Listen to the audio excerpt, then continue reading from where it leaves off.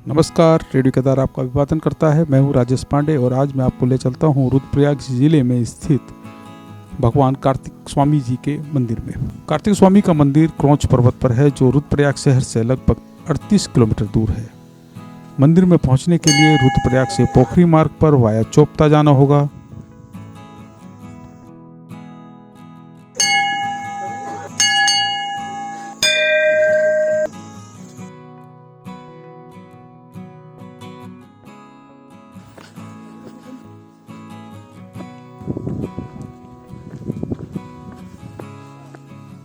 जैसे जैसे सीढ़ियाँ चढ़ते जाएंगे आप दोनों और विशाल पर्वतों घने वनों को देखने का आनंद उठाएंगे और खुद को प्रकृति की गोद में पाएंगे। कोई पहाड़ बादलों से ढका मिलता है और कोई हरियाली की चादर ओढ़े हुए। घाटियाँ वृक्षों से पटी दिखती हैं और शांत ठंडी हवाएं आपको सब कुछ भूल जाने को कहती हैं। कार्तिक स्वामी मंदिर समुद्र तल से 3048 मीटर की ऊंचाई पर स्थित है। यह स्थान हिमालय की श्रेणियों से घिरा हुआ है। मौसम साफ रहने पर यहाँ से हिमालयी चोटियाँ दिखती हैं।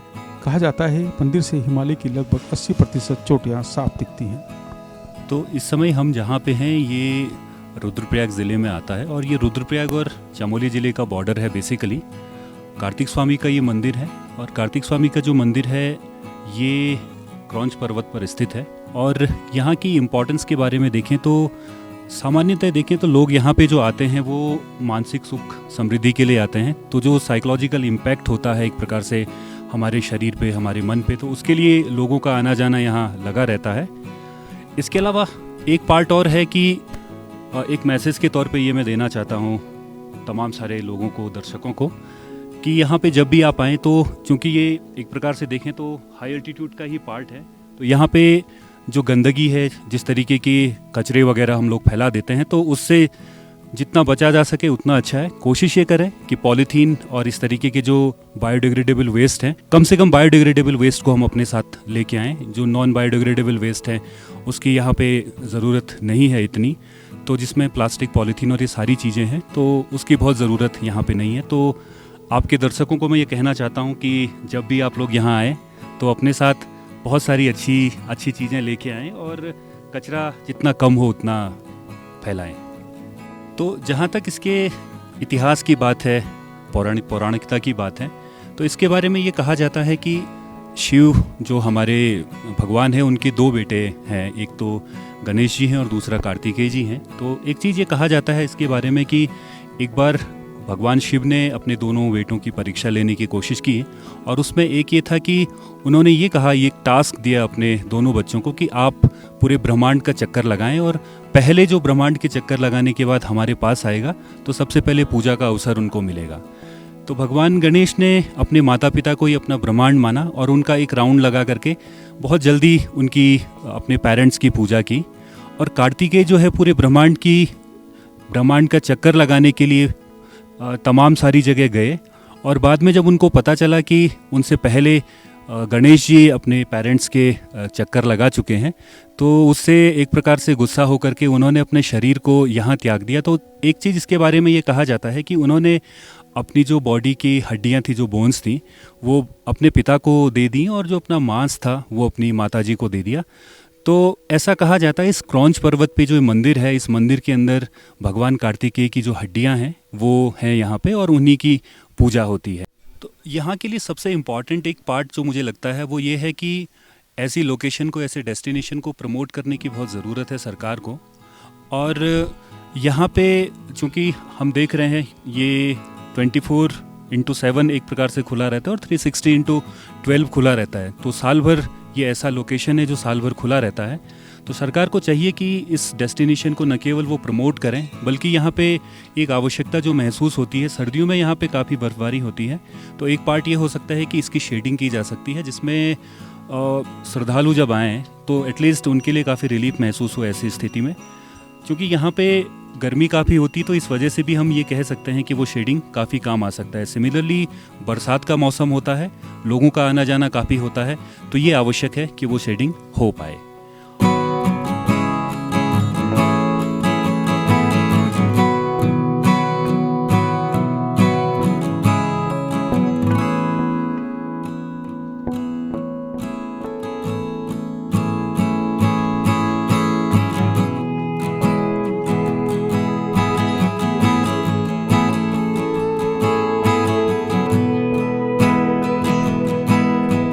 मेरा नाम डॉक्टर विजय प्रसाद भट्ट है। बेसिकली अभी तो मैं एक साइंटिस्ट हूँ मेडिसिनल प्लांट्स में। यहाँ पर भले मैं उत्तराखंड के कोई भी जगह छूटी नहीं, लेकिन यहाँ पर अभी तक आया नहीं था। आज माता की कृपा से यहाँ आना हो गया, और गणेश भगवान की कृपा और कार्तिक स्वामी की कृपा से यहाँ पे आना हो गया।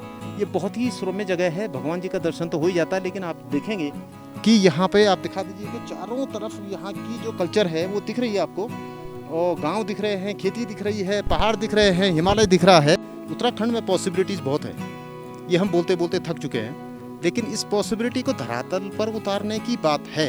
तो जैसे हम यहाँ पे आए हुए, ये कार्तिक स्वामी एक जगह है, तो यहाँ पे जो उत्तराखंड में, अगर मैं सभी उत्तराखंड वासियों से निवेदन करूँ या अपना जो मेरा एक जो विज़न है, इतने सालों का जो विज़न है उसको शेयर करूँ, तो उत्तराखंड में जो सबसे बड़ी चीज़ है वो है हर्बल टूरिज़्म। और हर्बल टूरिज़्म को अगर हम अपने रिलीजियस टूरिज़्म से जोड़ दें, जो एक फीलिंग होती है जब आप हिमालय में आते हैं ना, तो आपकी एक फीलिंग जो होती है वो नेचर के प्रति, गॉड के प्रति, जो वहाँ का हिमालय होता है उसके प्रति, जो जो हिमालय के अंदर घुसते जाएंगे, अंदर घुसते जाएंगे, अंदर घुसते जाएंगे, तो आपकी जो फीलिंग है वो बढ़ती जाती है ईश्वर के प्रति, प्रकृति के प्रति। कल हमने जो वन्य जीव सुरक्षा सप्ताह था, केदारनाथ वन्य जीव प्रभाग ने उसको ऑर्गेनाइज किया था, मैं भी उसमें था। तो यही बात हो रही थी कि ये चीज़ें बोलने से नहीं होगी, ये चीज़ें होंगी जब हमारी आत्मा से आवाज़ आएगी। तो मैं इसलिए ये मेरा जो है, जैसे यहाँ पे इतने सारे पहाड़ के व्यंजन हैं, अब आप देख लीजिए, मैं ये कहता हूँ हर जगह, मैं जहाँ भी जाता हूँ, हर कितून अभी मैं वहाँ गांव में गया था, कि ट्रेडिशनल डिशेज हैं उसको खिलाइए, उसको फेमस करिए। आपको डोसा, इडली, सांभर, आप बद्रीनाथ चले जाएंगे वहाँ भी मिल जाएगा, कहीं भी मिल जाएगा। लेकिन यार मंडवे की रोटी नहीं मिलती, चैसा नहीं मिलता। अभी हमारी दोनों की बात हो रही थी कि ये लोग यहाँ पे दुकान खोले हुए, अरे कुछ मत करे, आलू का थिजवानी बनाइए, चैसा भात खिला दीजिए, सस्ते रेट पे खिलाइए, लोगों को भी अच्छा लगेगा, आपकी भी अच्छी इनकम होगी। तो रिलीजियस टूरिज्म और जो हर्बल टूरिज्म है, हर्बल टूरिज्म से क्या होगा कि हम छोटी छोटी जड़ी बूटियाँ अपने हर्बल होम, हर्बल गार्डन में भी जड़ी बूटी उगाई हैं, उनको प्रोसेस करिए। आप बाजार की चाय लेते, आसाम टी, ये टी, वो टी, अरे आप हर्बल टी पिलाइए लोगों को, उससे उनका एंटीऑक्सीडेंट भी उनके बॉडी में जाएंगे, उनका स्वास्थ्य भी बढ़िया होगा। धार्मिक स्थल में है आप धर्म की चीज़ लोगों को कर रहे हैं, लोगों का स्वास्थ्य बना रहे हैं। तो ये मेरा निवेदन होगा कि इस चीज़ की ओर ज़रूर हम लोग ध्यान दें, सभी लोग मिलकर के ध्यान दें, एक बस की बात नहीं है। तो जो नेचर के प्रति रिस्पेक्ट है, ईश्वर के प्रति रिस्पेक्ट है, हिमालय के प्रति जो रिस्पेक्ट है, जो कंजर्वेशन की अवधारणाएं हैं, वो सभी साकार तभी होंगी जब हम सब लोग मिलकर के इसके सतत संरक्षण और सतत विकास की बात करेंगे। धन्यवाद।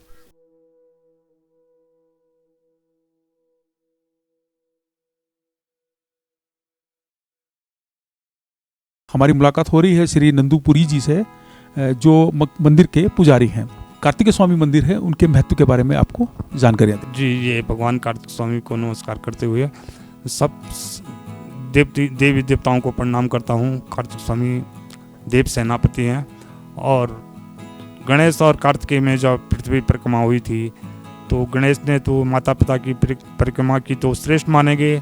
जब गणेश कार्तिक स्वामी जी पृथ्वी से वापस आए तो नाराज हो गए, अपने माता पिता से अपना मांस दे दिया और हड्डी लेके कनौज पर्वत पर स्थापित हो गए। यहाँ पे भगवान कार्तिक स्वामी जो हैं कि निर्वाण रूप में हैं, अपना मांस अपने माँ को दे दिया था और हड्डी स्वरूप में यहाँ पे विराजमान हो गए। पहले का समय था वो क्या था, और आज के समय में कितना परिवर्तन आया है सुविधाओं के हिसाब से और संसाधनों के हिसाब से? अगर मैं बात करता हूँ तो सुविधा तो धीरे धीरे बढ़ी रही है। 97-98 से देखा कि यहाँ पे पानी नहीं था, लाइट नहीं था, दिया जलाने के लिए कि कड़वा तेल नहीं मिलता था, बहुत समस्या थी, आदमी नहीं आते थे। लोकल आदमी आ गया कभी तो दूसरे तीसरे दिन तो ठीक है, नहीं तो ऐसे ही रहना था भगवान के सारे। अब धीरे धीरे लाइट होगी, पानी हो गया, व्यवस्था होगी, सब कुछ हो गया। धीरे धीरे जनप्रतिनिधि बढ़ी रहा है, कम तो हो नहीं रहा है। वार्षिक मेला लगता है, उसके बारे में बताइएगा।